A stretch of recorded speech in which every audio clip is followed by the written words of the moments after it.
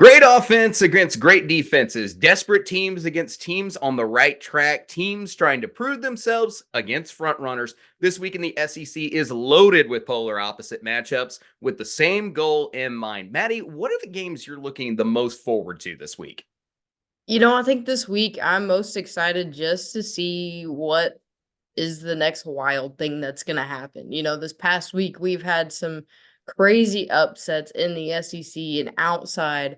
So I think I'm interested to see, like you said, there's a lot of kind of mismatches. So I feel like something's going to go wrong somewhere. Just waiting to see where the ball drops. I can definitely get behind that. I mean, like even here in the early going, we had LSU who beat Texas A&M on the road, and LSU's 2-1 now in conference play. And then you got Vanderbilt who played Alabama well on the opening weekend also. And just there's been a couple of just random things that have happened, and I think as you keep going on, there's going to be more of that going down. There's going to be upsets at home for some teams. There's going to be some more chaos. I think the game I'm most excited about, though, is Georgia taking on Kentucky. Bulldogs have been really hot, but lack truly that signature win on their tournament resume. It's a big ask to win in Rupp, but if they did, it would be massive for their resume. And I really want to know if Georgia can make that statement this week because I was big on them during our preseason stuff. So I don't know if this is the game, but maybe it could happen. But we'll talk about that game in a little bit. So that's the game I'm probably the most pumped up about. For sure. I think it'll be a big shock, if that game goes the way we think it possibly could. So we're going to talk about that game today and about a big week 10 in the SEC and previewing the week ahead today on the Hoops Southbound Show.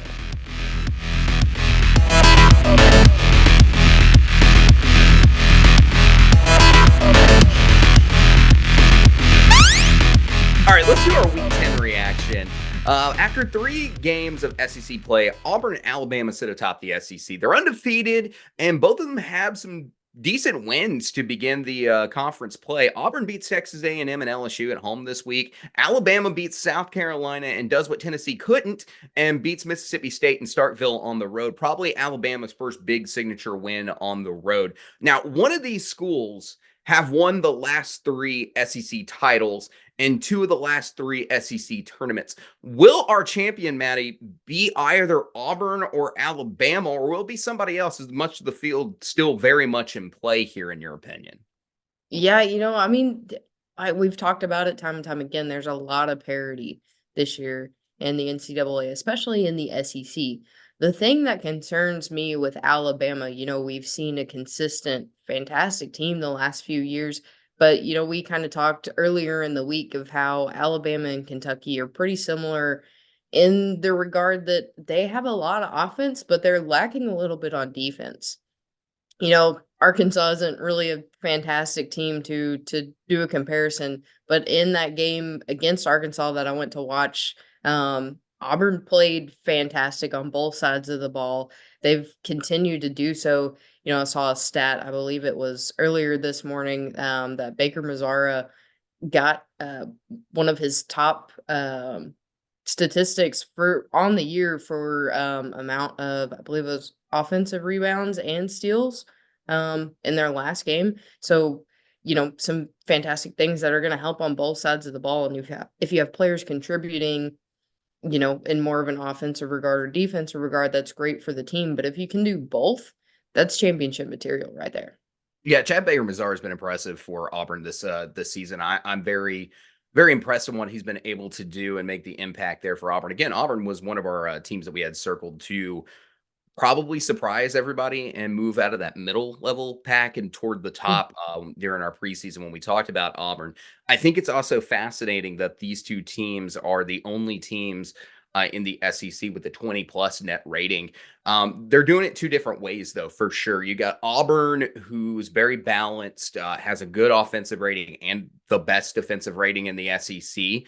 They're sitting on top with the best net rating at 26.4. And then Alabama, who's got an overwhelming offense, but maybe some concerns on the defensive side of the ball with a plus 100 defensive rating. But still, they're doing well enough on offense to overshadow that defense and overwhelm overwhelm their opponents at 22.7 on their net rating. They're solid teams, just different approaches to how their game works. And you're right. I kind of texted you during the Kentucky Texas A&M game this week that Mhm. Kentucky and Alabama to me are very similar teams. Just one is a more experienced team and the other one's a more talented team. You can guess which one's which if you've been keeping up with SEC basketball this season, but also both of them extremely fast, plus 70 for their pace. Two different teams, two very good ones, but I'm like you, parity is just a big part of this. Auburn's played some good games, but they've had the benefit of being home for two of them. Same with Alabama and their first game. Alabama faced Vanderbilt in their first game, and Auburn's facing an Arkansas team that can't do anything right now. And issued the worst loss in Bud Walton history because Arkansas is completely just not there together as a team right now. They've been shockingly bad. And I don't mean to turn that into an Arkansas segment. I'm just saying the games that have come before them have been favorable schedule wise to them to start the season out. So I don't think it's totally shocking that these two teams are 3-0. I think out of the groups of these wins, actually, I got that wrong. Alabama's played two games on the road. They played Vanderbilt and Mississippi State on the road.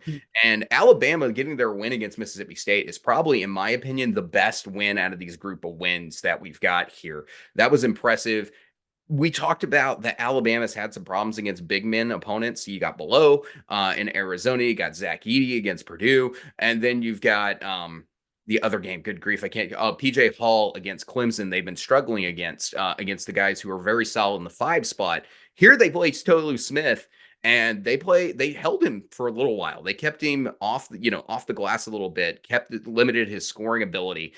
He was well under his scoring average for a good portion of that game. So I thought Alabama played extremely well.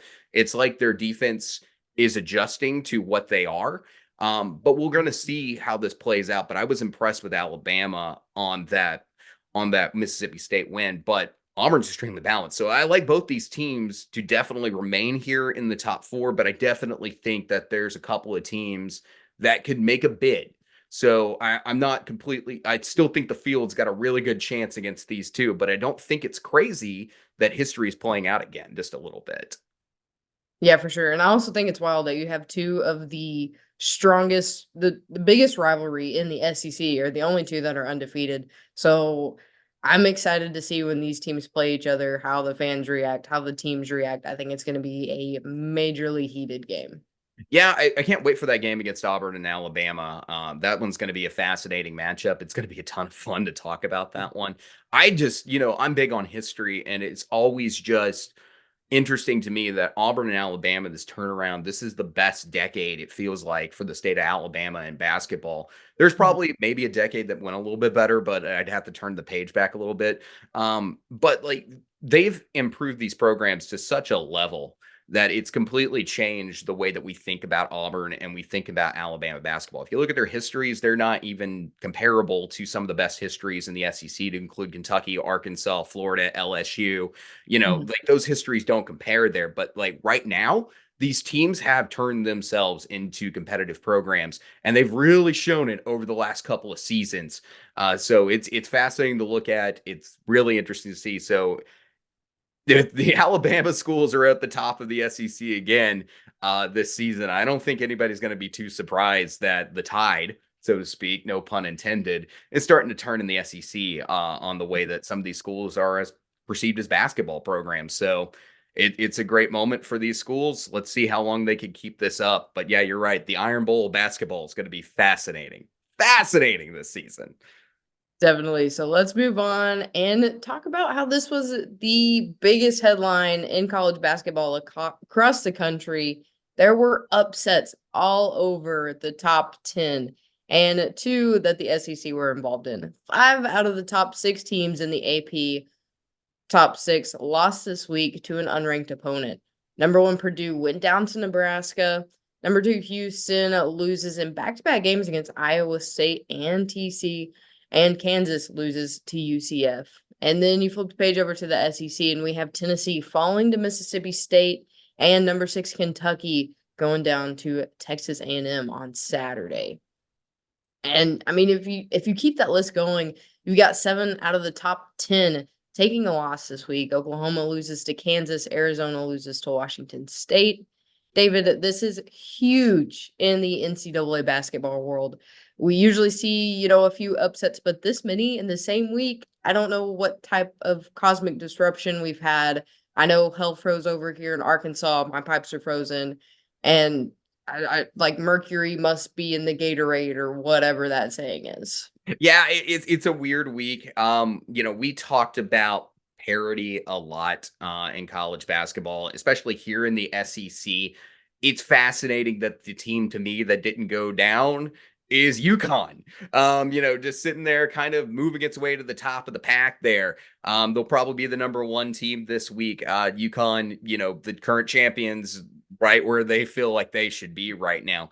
But I don't think that this is just college basketball is overwhelmingly, just full of parity this season at the top. I don't think that's necessarily the case. Remember, number one, we haven't had an undefeated team in college basketball all the way through since the Indiana Hoosiers did it back in the 70s. So, like, college basketball is always going to have losses in it. It's what makes the sport so fascinating is that sometimes when you go on the road, craziness happens. You can look at Kentucky and Tennessee as perfect cases that they lost on the road this week to decent teams. So I don't think that's overly shocking in any way. But what I think is just very intriguing here in the SEC is the parity is off the chart because this is, as Mike White pointed out back in SEC media days, probably the deepest the conference has ever been. We're going to see more of this going on throughout the course of the season. I don't think there's some cosmic disruption, but I think we've got a lot of good teams who are jumping into conference play with opponents that are familiar with them. Like, look at Purdue's losses. They lost to Northwestern and they lost to Nebraska. Those are teams they see every season. They know how these guys work. So I think once you get into conference play, it's the enemy a little bit more. And so, like, they know what the coaches' tendencies are. They know what they're thinking. So I think that's some of the issue that's coming to play here. What are you thinking here, Maddie? Right. So, I mean, going off of that, obviously a lot of parity. David, if you're a coach, how does that change your mindset and how are you attacking your schedule moving forward in the SEC at this point? Say, you're in the shoes of Bruce Pearl, Eric Musselman, um, you know, um, why is his name escaping me? Literally anybody else, Rick Barnes, whoever. How are you looking at the schedule? Do you look at, what can go wrong, and do we focus on that this week? Do we continue to focus on what we're good at and hope that that's enough to overcome whatever obstacle is going to be in our way against whatever team we're playing, or how do you attack that? Yeah, I think what you have to do if I'm on a coaching staff that's preparing analytics or whatever tape for the team, whatever I'm doing, I'm not just looking at last year because remember we had so many new coaches in this conference last season, and now they've had a transfer portal cycle to start getting their team put together in a recruiting cycle. If you're Mike White, to get some solid players in Blue Kane and Silas DeMurray, you've got those guys. You got more talent on these teams that were somewhat pushovers last year. I'm not calling anybody necessarily by name a pushover here. It was just year one. But yeah, I think if I'm a coach like Rick Barnes, who's been in this league for a minute, I'm not looking at the tape just from last year. I'm going back and finding what those coaches' tendencies were in the past and what their most successful teams looked like and how you attack them, and then putting pen to paper to see how you approach each individual matchup, who you put on who, what kind of offenses and defenses were the most successful. I think that you have to go back a page and make sure that you're checking the boxes here against some of these teams. Like Todd Golden, for instance, at Florida is a very analytics driven coach like Nate Oates.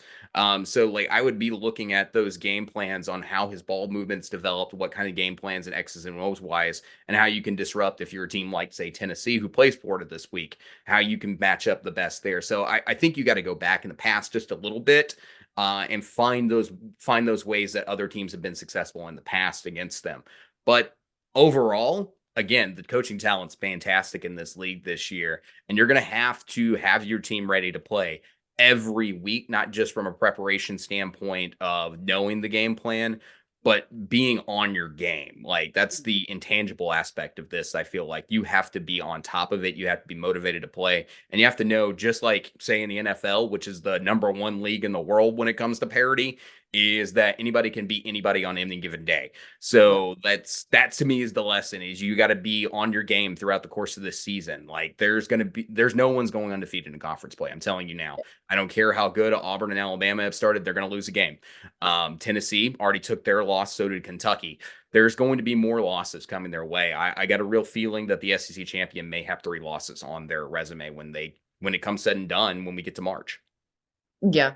I mean, like I said, I'm interested to see where the ball drops this week because at this point, you don't know. There's so many good teams, so many wild matchups that we could get into that, it's it's kind of a coin flip at this point. Like you can have your expected wins and losses, but like we said, there's going to be a unanimous pick as we always have where something's going to go wrong and somebody's going to take a loss. Absolutely, and I think this was our first week we didn't have a unanimous pick bust, actually this week, in our game previews, which is kind of weird. But like, yeah, you're exactly right. That's why this is happening. There's going to be these Kempom matchups that the computer says are 80% in favor of this other team, and then it goes completely the opposite direction. It's going to happen. Yep. There's going to be some weird things that keep happening across this conference this season. It's deep. It's extremely talented, and the coaching aspects are there. It's really just one team that we just do not have. Actually, it's 2 teams. We have one team that's shocking everybody, and that's South Carolina. And then we've got Arkansas, who's shocking everybody because they're desperately disappointing. Outside of those teams, if those teams were somewhere similar to the equation, like if you had South Carolina this good and Arkansas playing it up to expectation right now, this conference would cannibalize itself. It absolutely wouldn't. It's going to do it anyway, but it would be even worse. So like to tell who's going to be the champion in this league. All right, let's talk about that other surprising team, probably the third one. If you are kind of just didn't know about Ole Miss basketball this season and what I had to say, you probably say Ole Miss is just super surprising.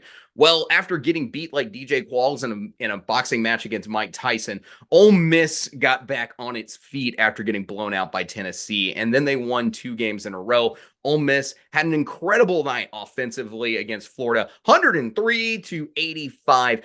Brakefield, absolutely massive game, went off for 28 points, and then Sharp showed the kind of elite rim protector that he is with a school record 9 blocks. Ole Miss went also 59.1% from the floor, and while they still lost the battle on the glass, they were able to limit Florida's second chance shots, winning the defensive rebound category. Then Saturday, Ole Miss also got a semi-comfortable win against Vanderbilt. Maddie, what are your thoughts on Ole Miss this week? Do you think I'm wrong in that, my assessment of Ole Miss and win some that you're supposed to or whatever, or do you think we're still right on top of it? This is kind of what we think Ole Miss is. Yeah, I mean, so looking at that Florida game, I was expecting that to be a generally pretty balanced game, but the Rebels didn't cool off at all. They caught fire and the Gators couldn't find an extinguisher anywhere in the building. On an average night, Florida's numbers may have done the trick, but Ole Miss, like you said, went off for almost 60% from the floor, 40% from three, and 85% from the free throw line. They played phenomenal on both sides of the basketball.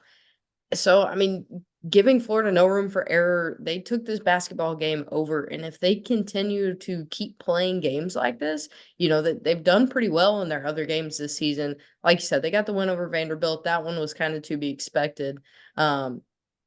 But they've played well against some major teams. So I think if they keep going, we're gonna see Ole Miss, their name maybe in that hat for a possible conference champion coming out of the SEC tournament. That would be an extreme sleeper, but I know where you're coming from. If they play like that, they have to play like that. Like the offensive rating for Ole Miss jumped up into the top 6 this week because of how strong that performance was. They are actually tied with Tennessee right now at 113.9. I think the decimal favors Tennessee if you keep going past that point mark, which is why Tennessee's sitting 5th. But just if you round up 113.9, they're about the same as Tennessee. They jumped Texas A&M, South Carolina, Mississippi State, all these teams in their defensive rating and then are in their offensive rating, and that gave a huge boost to their net rating. They look like a much more balanced team. But this is again where I'm going to come from when you go on. This was a bounce back game. Chris Beard said that he knew that his team was going to respond after that Tennessee game, and they did. They did a really, really good job responding against Florida at home. I think though, once you get on the road, it's going to be a different story against some of the top. Like we're going to talk about Auburn versus Ole Miss coming up. I don't expect that in the same category when you go to Neville. So I'm kind of still thinking that I'm right on Ole Miss, that this is that team that's going to upset a few, not win a ball, have some rough games. What a first year looks like under a good coach. And again, I still think the analytics kind of favor that assessment on Ole Miss, but Yeah. don't take away what I think is probably the Memphis one was good, but this one against Florida was sensational. I really think that this was a great performance by Ole Miss.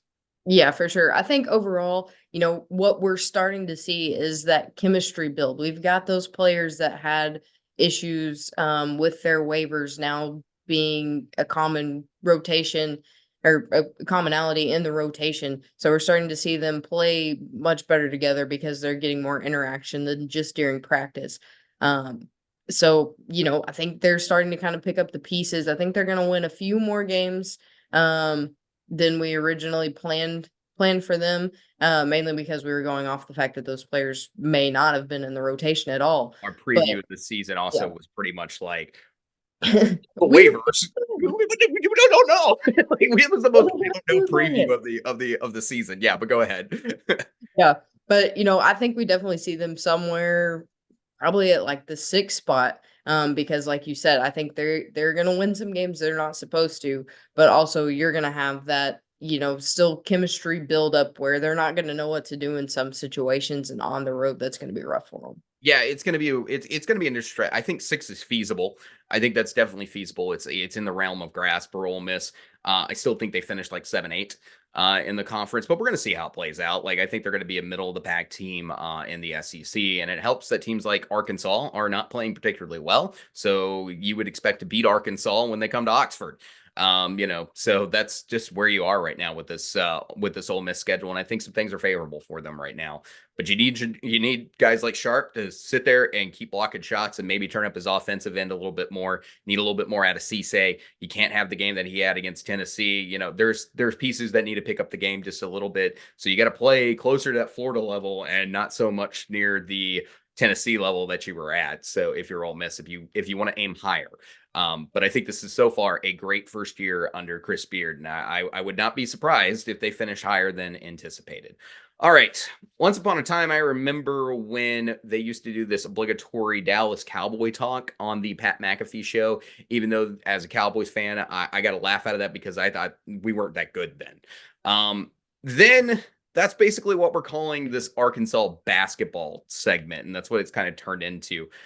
Too big of a fan base not to talk about, but it's starting to feel like a chore. And we're Razorback fans here, which makes this even worse. Arkansas loses both their road games to Georgia and Florida this week. Georgia was a decent performance, at least for Tremont Mark. Florida was a smack in the face and was the second blowout defeat the Razorbacks have taken in SEC play.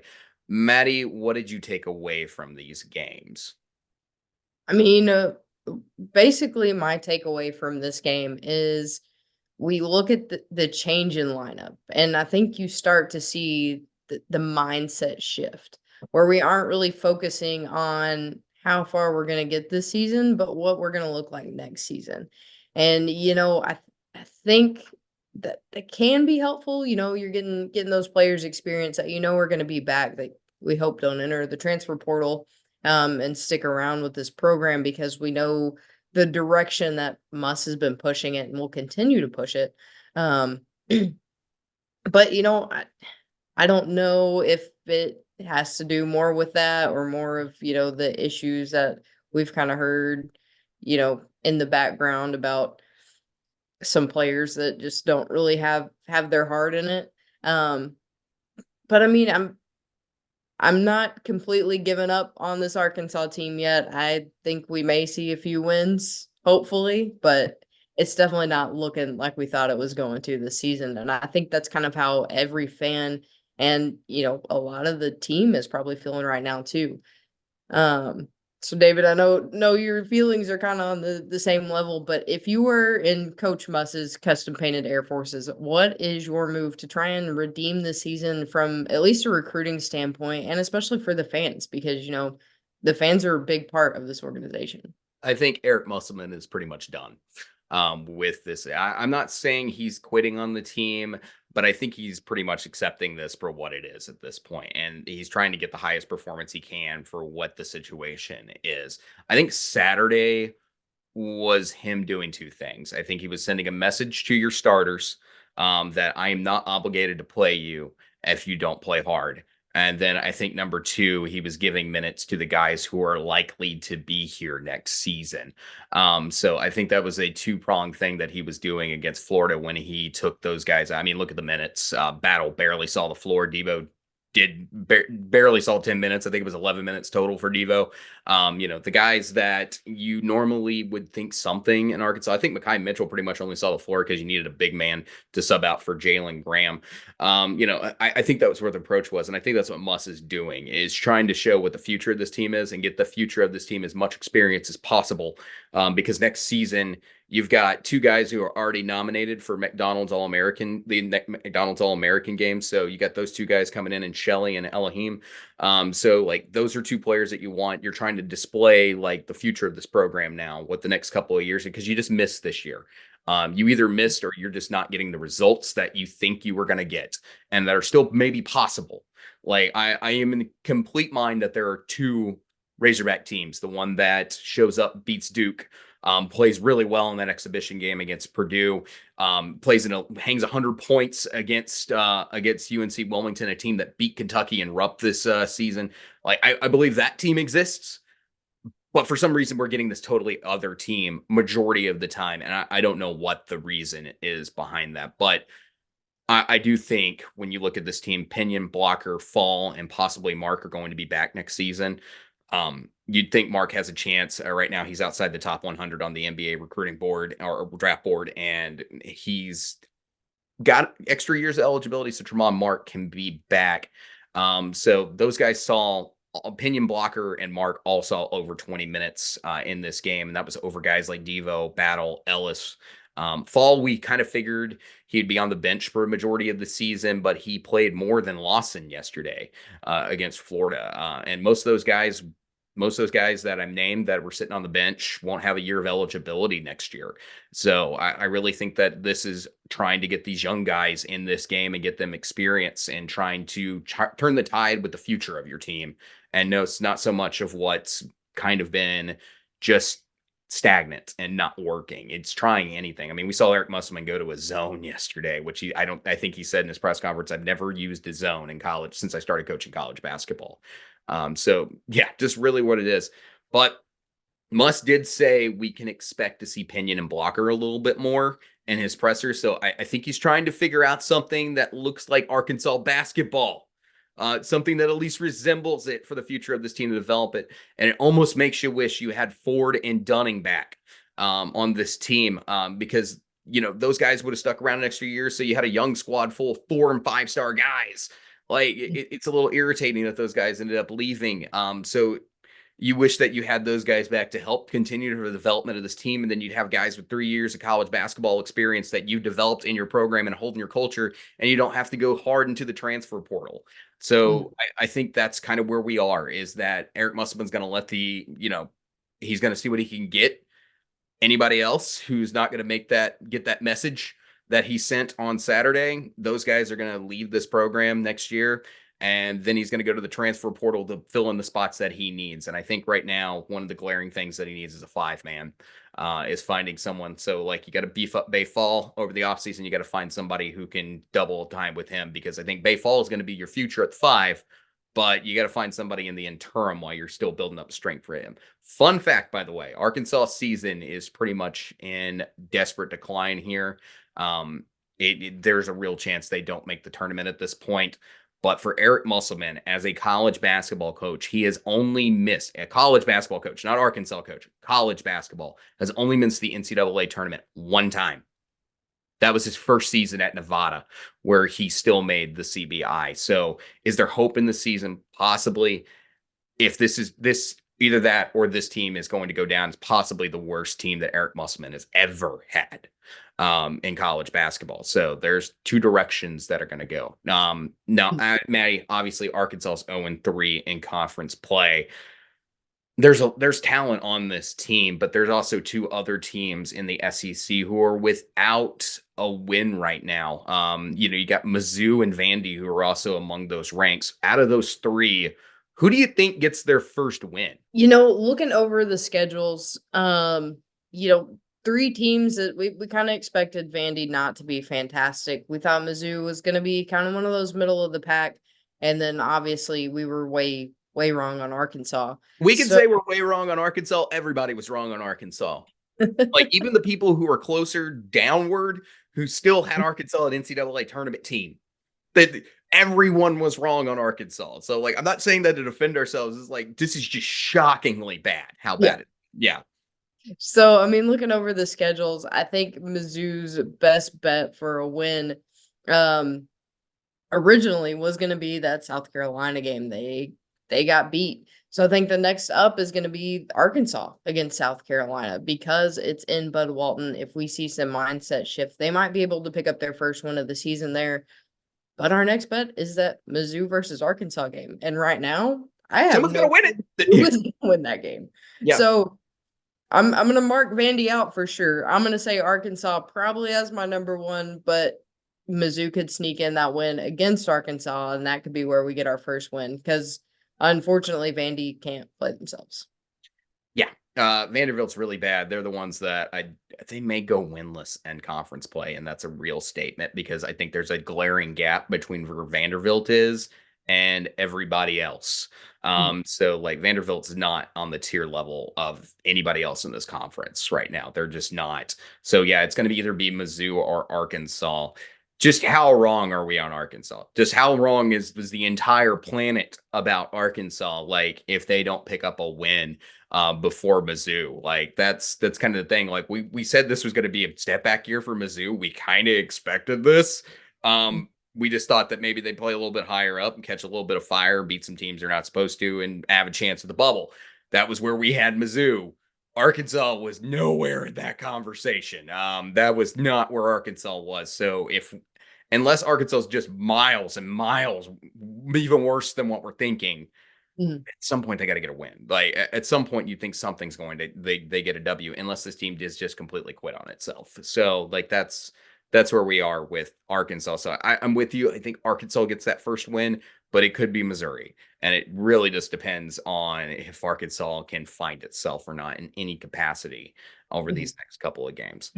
Let's go to our game previews this week. We don't have a guest this week. We have some pretty nasty weather moving into our area this week, and we wanted to make sure we got this show recorded before it moved in beforehand in case there was a power outage here in Northwest Arkansas.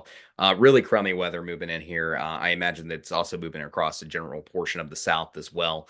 But as far as our game previews went, I went 6 out of 7 this week, only missing the Kentucky game against Texas A&M. Maddie went 4 out of 7. You caught the upset against Texas A&M against Kentucky, so that was good. But you and Andrew both got the Mississippi State games backwards this week. But you went the other way on Ole Miss, Florida.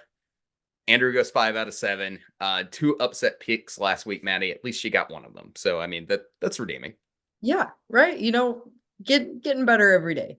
I mean, Obviously, the 4 for 7 isn't, but I finally got one of my upset picks to yeah, it definitely did. It played out, like there's reason to believe that Ole Miss, Florida would beat Ole Miss on the glass well enough to make a difference. So there's a reason behind that. But bounce back games. Sometimes you just got to take home court into factor. It's a good setup. But let's get started on our previews. Florida grabbed its first win in the SEC against Arkansas in dominant fashion at home. How good of a win that is at this point? I don't know. Tennessee bounced back after its loss to Mississippi State to beat Georgia in Stegman. Maddie, when you look at this game, what stands out to you? What I think is gonna be the biggest factor in this game is gonna be Tennessee's defense. We've seen them play great. We've seen some games where they played not so great. That game against Georgia, we saw Dalton Connect really step up. Went off. He Went went off off. against Georgia. He he played absolutely fantastic. So I think, Florida's defense is kind of on the lesser side when you look at the SEC comparisons. So I think that's going to be the real factor here is going to be your defense against defense because we know Tennessee's offense can go off. We know Dalton Connect is a surefire way to win you a basketball game like he showed in that Georgia game. You've got Santiago Vescovi stepping up a little bit more than what we saw in the non-conference play. And, we've always got Adu down there being able to rack up some boards. So I think really what we're gonna be relying on to tell us what this game is gonna turn into is gonna be Florida's defense. Yeah, no, Florida's got a great offense. You're exactly right there, but the defense is, yeah, as you said, the sixth worst in the SEC according to just on the rating standpoint. It's giving them a really good net rating, but like that defense is closer to Texas A&M, Missouri, Arkansas, and Vanderbilt's defense. It's a little bit better. There's a couple of points difference in there, but it's not particularly great. Like I said, Florida is a team like Alabama, where they're playing those analytics, trying to get those good 3-point shots and everything else, and that's how they're maximizing the potential of their offense. Tennessee's a really, really good defensive team. There's no joke about that. And when Dalton Connect goes off, he is a dominant, dominant player that, has found himself now very much in the NBA draft conversation for the future of this team. So I do find that as a very interesting, the unstoppable force versus the unmovable object conversation continues with Tennessee games right now. And I think being at home is definitely a benefactor for Tennessee. We saw what they did against Ole Miss. I don't think that's the only team who's going to go into Knoxville and get waxed this season by any means. But like, there's some good ones. We're gonna do this one a little fast because we got more games to talk about. KenPom has this game at 85-75 at 83% in favor of the Vols. It's a Q2 chance for both the Vols at home and a Q1 chance for the Gators. Maddie, who do you got in this game? I'm gonna go Tennessee's offense for the win over Florida's defense. All right. I'm right there with you.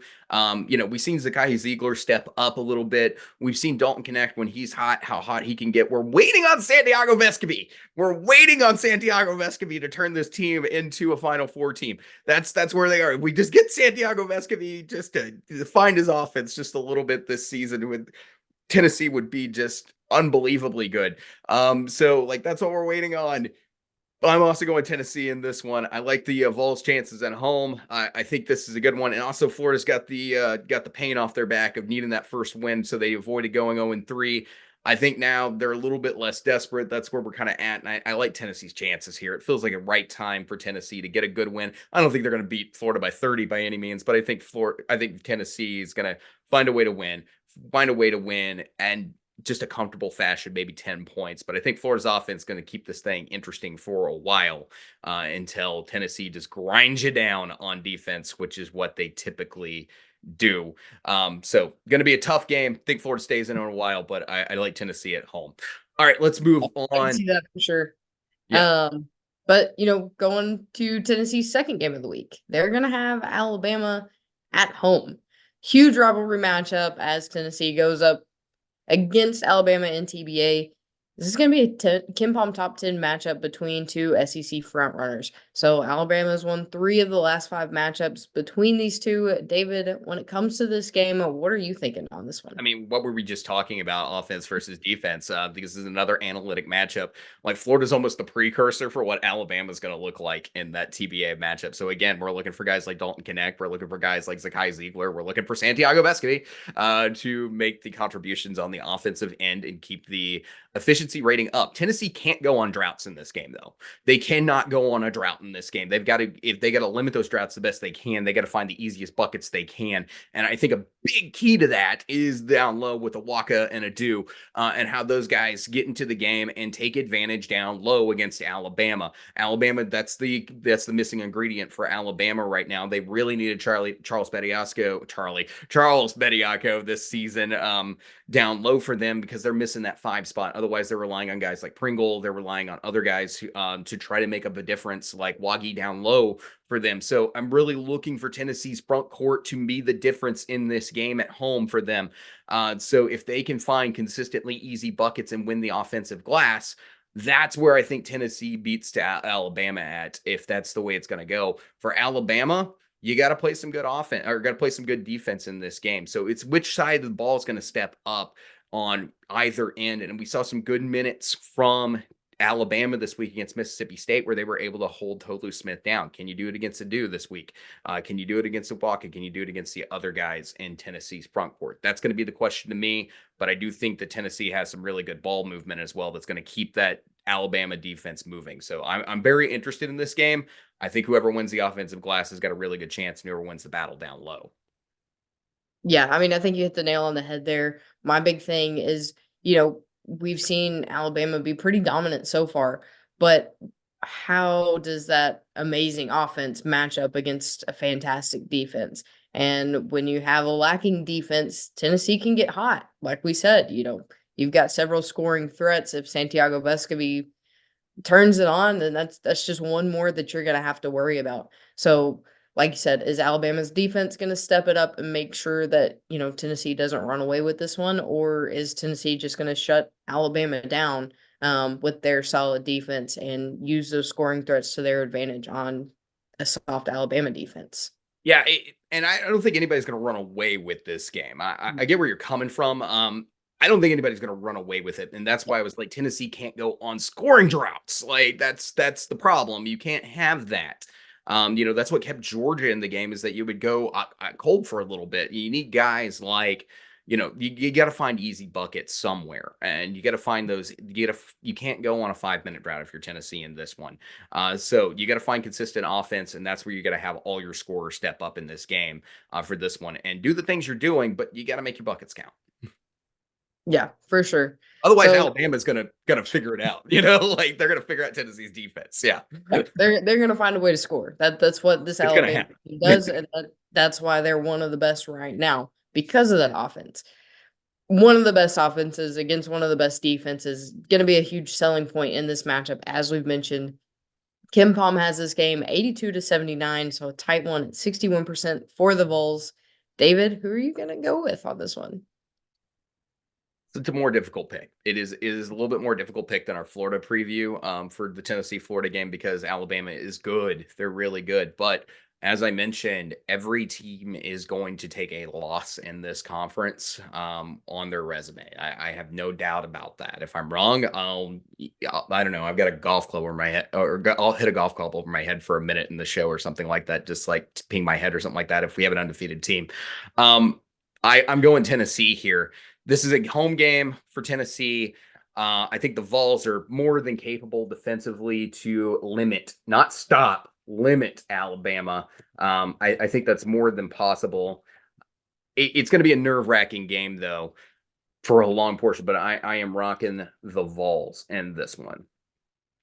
I think I'm gonna go Tennessee as well. Like you said, Alabama's gonna take an L at some point, and I think this is where it's gonna happen. I think that Tennessee's defense is just too good, and Alabama's gonna struggle to find ways to score where they haven't had to come against that struggle yet. So it's gonna be an interesting one, but I think the Vols win by a slim margin, like Kim Palm said.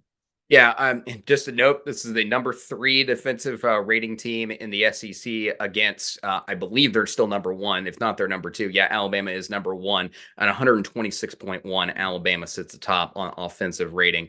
Both teams up there in the net ratings, close to 20. Alabama at 22.7 and Tennessee at 18.4. It's going to be a huge, huge matchup.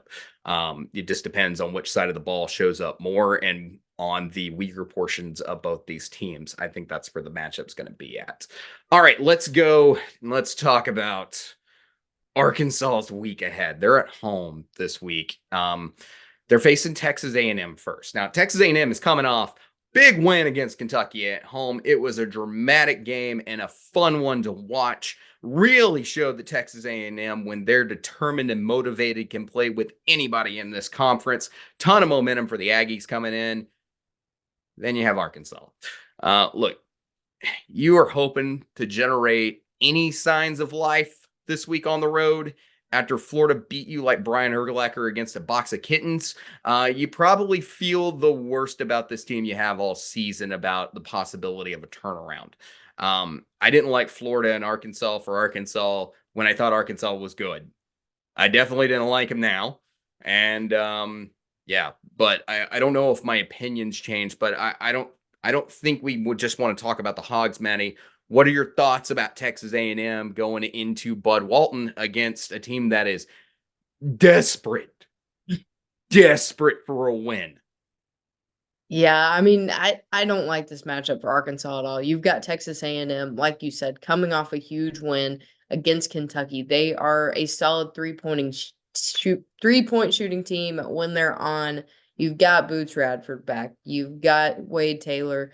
You've got Henry Coleman, who's been doing better. He had a couple of games slump, but I think he's going to be able to turn it on against a team that's kinda lacking. So, I mean, for Texas A&M, I've already got this one marked as a check mark if I'm Buzz, saying, "We can get through this, we're gonna survive and keep pushing forward," and it's just gonna be another game to us. Yeah, in 2022, this game was the turnaround moment for Arkansas in their season. Really, I believe that game went into overtime when it was in Bud Walton. It was a big moment for Arkansas to get their season right against Texas A&M.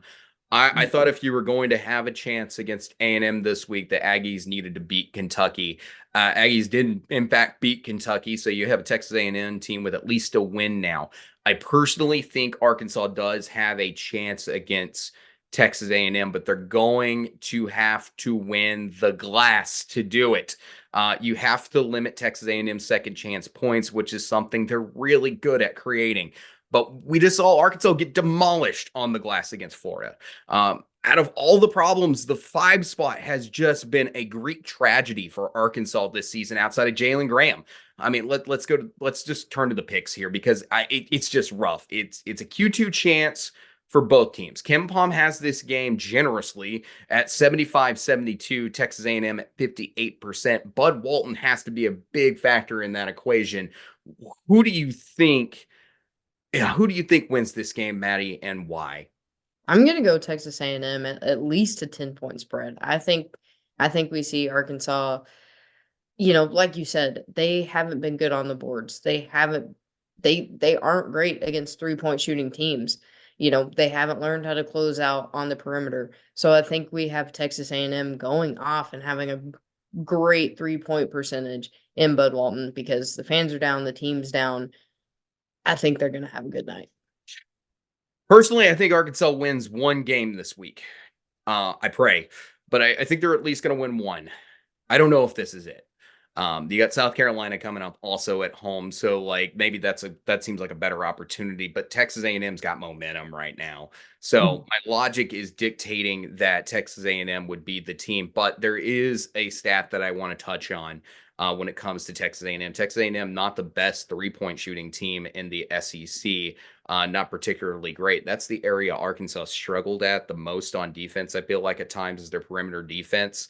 When it comes to 3-point tendency, Texas A&M is 10th in the SEC, and they're not very good at shooting it either. So I personally, I think this game stays close. I do think that that's what it's going to be. It's just going to depend really how Arkansas comes out. That was the message received against Florida. So I'm going to take Texas A&M in this, but I'm going to circle Bud Walton as the hope in this game because if there's a moment in this game where Arkansas shows signs of life, maybe the fan base crowds around that, and Bud Walton comes alive for this game because maybe that's what starts building momentum for this team. So I'm looking for the fans to be the X factor if you could get some momentum going. It's going to just depend on the team for the first 10 minutes of this game to see if they're going to make it a ball game or not. Yeah, and I mean, looking back on the Arkansas games, I think that's gonna be the biggest factor. If from watching, if this Arkansas team is down and they don't think that there's a way to dig themselves out of it, they just stop. So, I think if they can keep it competitive, there might be a fighting chance.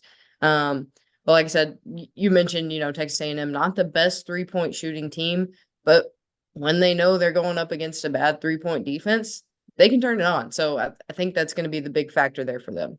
Can they stay hot like they did against Kentucky? That's gonna be kind of the question. Like they're playing against a bad defense, so maybe they go off also as well.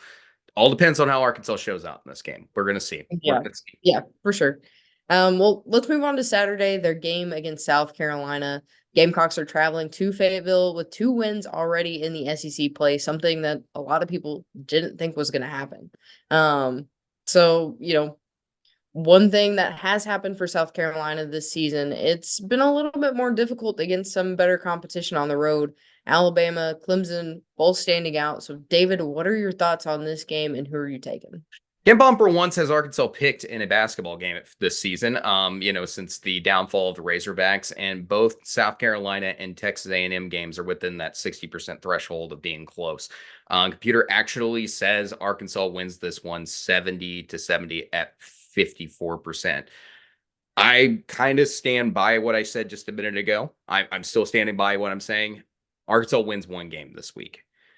South Carolina is good. I think they deserve respect, but they have struggled on the road against some of those tougher opponents, and they've had closer competition than what you'd expect. But they've also done well on the road too. Like that neutral site game out in Arizona, that was against Grand Canyon, which was basically a home game for Grand Canyon. They even had their student section in that Arizona tip-off game, but that game stayed competitive. Grand Canyon's a good team. Arkansas and Grand Canyon are probably right in the same wheelhouse. When you look at metrics and comparison wise and everything, I think the same is going to be close. I think it's going to be tight. I think it's going to be a hard fought game. I personally am going to go Arkansas in this game, but that's with some faith. That's with a lot of faith that they're going to get one win. They're going to get one win this week at home. So it's also a Saturday game, which is normally your best crowd in Bud Walton. So we'll see what happens. Yeah, I'm gonna go Arkansas as well. Like I said, mainly for Bud Walton. Everyone's gonna be with this impending weather. I'm assuming everyone's gonna be stuck in their house. There's gonna have a lot of built up energy. So hopefully they all go into Bud Walton thinking this is a game that Arkansas can actually win, and they blow the roof off of that place to help get Arkansas the win in this one. We'll see. Like South Carolina's playing really well. Michi Johnson could go off, have a really good game for South Carolina. We're just going to find out what Arkansas is actually made out of, and the guys who want to play. Like I said, a lot of it this depends on if the message has been received this season for what it is.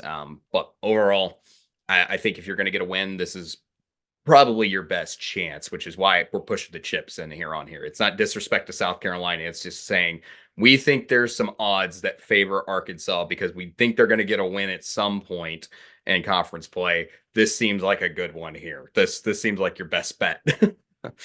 All right, let's talk about Mississippi State and Kentucky. Big matchup in Rupp this week as Kentucky faces the Bulldogs, team that got a big win against Tennessee and played well against Alabama. This game is very interesting, Maddie. Mississippi State has the second best defensive rating in the SEC and has Tolu Smith back.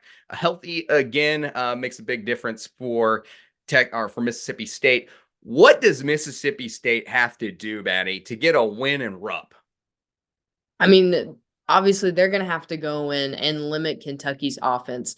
Like we talked about earlier, you texted me earlier this week and said, Kentucky and Alabama are very similar teams, and the fact that High offense, they're some all questions on offense, defense. Yeah. not much defense. So they're gonna have to go in. They're gonna have to win the battle of the boards. They're gonna have to play excellent defense, especially around the perimeter. Because if you let Kentucky get hot and Rupp from the three, there's a chance they may run away with that game. So I think Mississippi State has a chance here. But I think it's going to be very similar to the Alabama game. So I think it's going to be dependent on what they learned in that game against Alabama and how they're going to use that to their advantage against this Kentucky team. It's a really, really good defense. Mississippi State, not enough appreciation for that defense. And one of the things that I'm really interested in this game is the front court for Mississippi State. You got DJ Jeffries, who's really a good basketball player, and Tolu Smith being back. We were talking about at the beginning of the season that this right here, I was saying that this is the best front court in the SEC when it's healthy. There's some pieces that it's still trying to get healthy again and trying to get itself back to 100%, but Mississippi State's can make a difference down there. I look at the size difference between Aaron Bradshaw and Tolu Smith in that matchup. If that's the matchup you're going to have down low, I'm kind of liking Tolu Smith just a little bit. DJ Jeffries is a really good four-man. I think that's going to be a really intriguing matchup if Trey Mitchell was on DJ Jeffries during that game at the four spot. I'm very intrigued. To me, obviously it's the guards that make the difference for Kentucky. DJ Wagner, Rob Dillingham, Reed Shepard, those guys who can all hit from three. And you got DJ Wagner who can drive the ball, Justin Edwards, who's a solid three option. You got really good players around your backcourt. So I like State's front court, and I like State's front court, and I like Kentucky's backcourt in this game a lot. So yeah, it's going to be a big matchup between the home teams. By the way, I mentioned the ratings. Kentucky with the third best offensive rating in the SEC, but like we mentioned, very much in the middle of the pack in the defensive end, over 100 on the defensive rating for the Wildcats. Maybe that opens up some opportunities for Josh Hubbard for Mississippi State, who's capable of shooting the three ball. He was also, I believe, at one point top 5 in the SEC and 3-point field goals made right there with Reed Shepard and Antonio Reeves.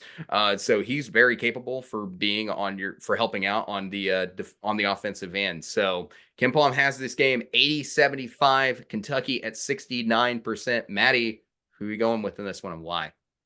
I'm gonna go Kentucky, mainly because they need that comeback game after the loss this week, one that was definitely unexpected by pretty much everyone. So I think Kentucky's gonna go in with a chip on their shoulder, gonna be hitting those shots. Saw some posts that there were players staying late after that game, getting shots up. So, I think they're zoned in. I think they're ready to go, and I think they're ready to get a comeback win. I really am. Like, we're picking a lot of similar games, so I'm going to take a swing at an upset here, and I'm going to go Mississippi State. I think Kentucky's going to get a win this week. Don't get me wrong, but this one's intriguing. It's a really interesting matchup, and I don't want to discredit Mississippi State. I think their defense is a top-notch defense. It's really overwhelming and can play when it's on, it's on. And having Tolu Smith down low is going to be really, really helpful. I'm curious, like I said, at that 5 spot. That's going to be the interesting matchup for me between these two. I'm going to go Mississippi State, but I will not be surprised if Kentucky wins it because obviously it's a bounce back game for Kentucky after that Rose loss to Texas A&M, and obviously Kentucky's offense is really dang good. So that's another one of these matchups where we're talking about polar opposite: good defense, good offense. Rupp may be a huge factor. That to me might give Kentucky the edge. So I would favor Kentucky. I'm picking Mississippi State. Okay, there we go. All right, Georgia hits the road to face Kentucky, though. Both these teams coming off a loss on Saturday. Tennessee ended Georgia's best start to its season in decades, and a 10-game winning streak for the Bulldogs. Kentucky, of course, we just mentioned, took that loss to Texas A&M. Maddie, when you look at the matchup, who are you going in this one and why? I'm gonna go Kentucky in this one, mainly because we've seen Georgia have a fantastic season so far, but I think Kentucky's just a little bit more experience.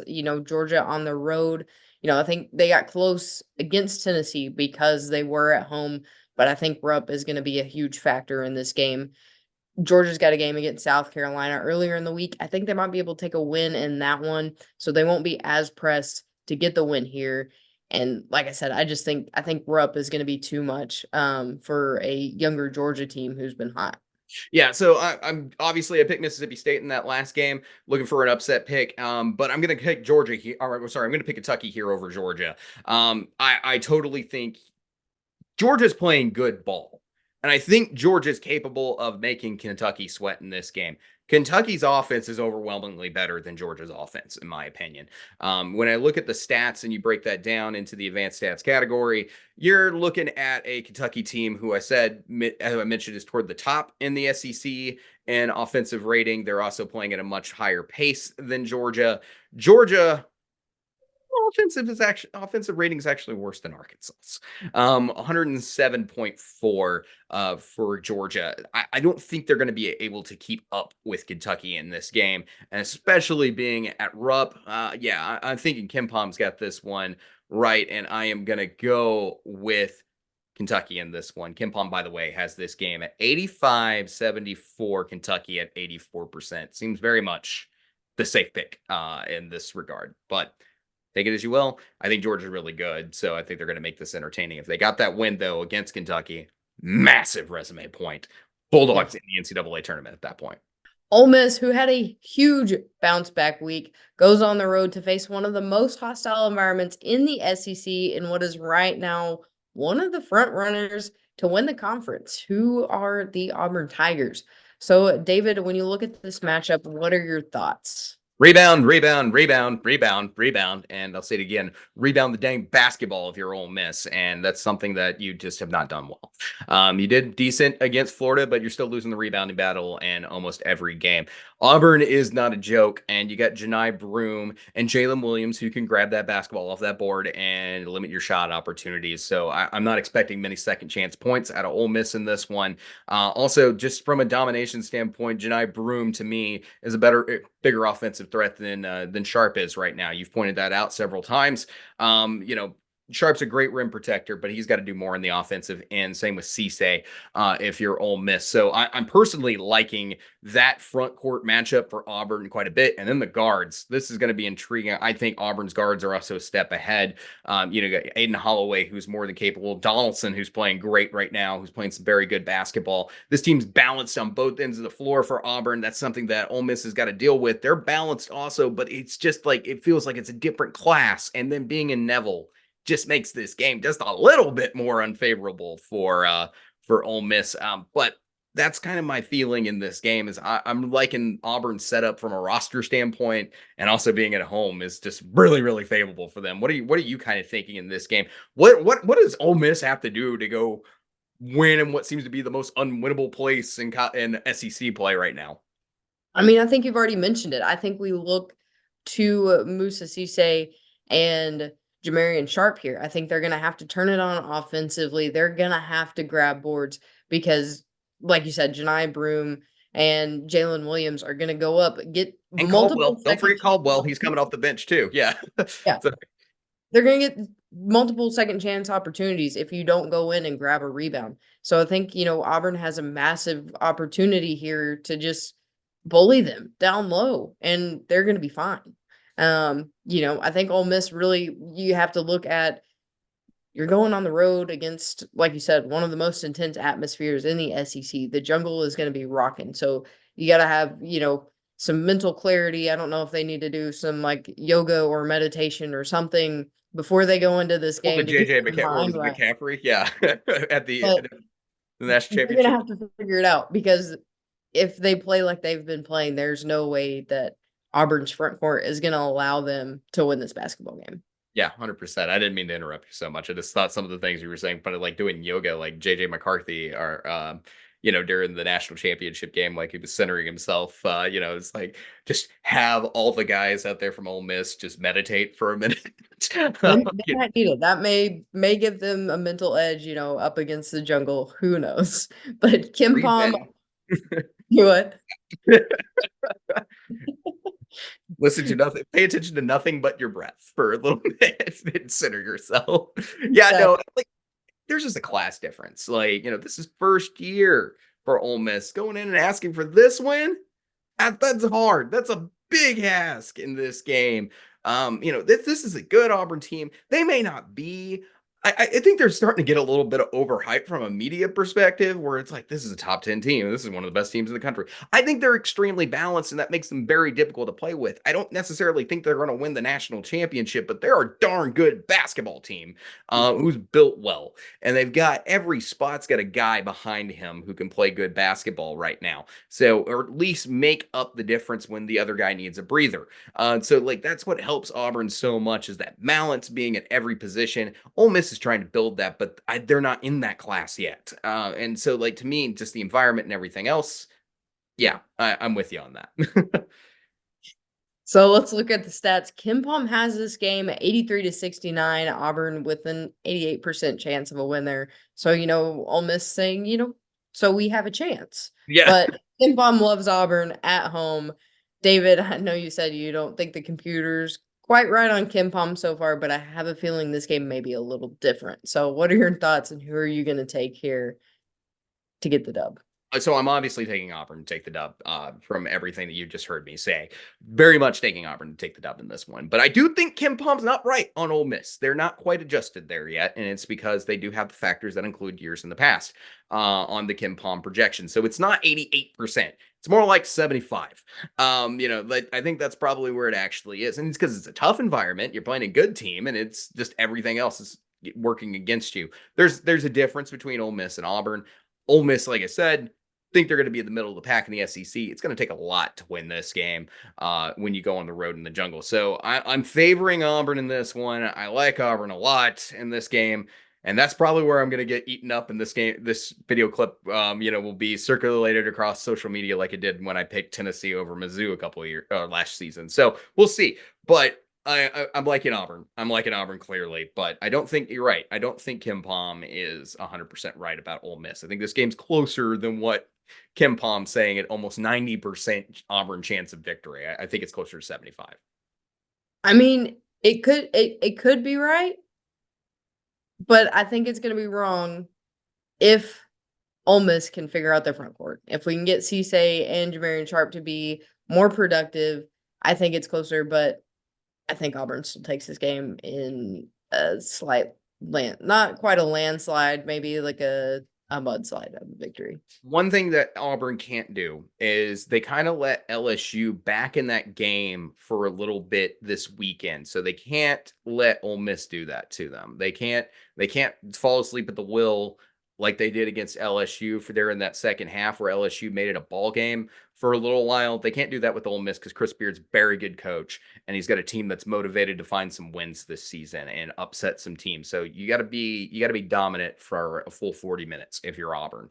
Mhm. That's the one thing that Auburn has to do for sure to win this game is be dominant for full 40 minutes, feed off the energy of the crowd, and complete the game. Like you have to play a complete game start to finish. And they've done that. We know they're capable of it. Just don't do what you did against LSU where you left the door open. Yep, very true. Could be one of those games where, they think they have a handle on it, let it slip between their fingers, but like I said, I think Auburn takes this one pretty convincingly. Yeah, like I said, there's just that's the opening. That's the opening is that Auburn doesn't play a complete game. Very much in favor of Auburn. Hey guys, thank you for checking out the show today. Please stay warm and stay safe this week. Weather is definitely not the best across the South this week. As someone who used to have to drive to work no matter the weather, don't go on the road unless it's imperative. If you have bad winter weather in your area, you may not want to. You may not be a bad driver. But that doesn't account for the other 80% of people who are out there who panic when they see snowflakes. Law enforcement and first responders, I guarantee, will thank you for staying home and drinking hot cocoa and staying in front of your TV. So if you guys have not liked and subscribed to the channel, please do so. Please do so. We talk SEC basketball every week. And also be sure to follow us anywhere you get your podcast. We'll see you guys next week. See you around.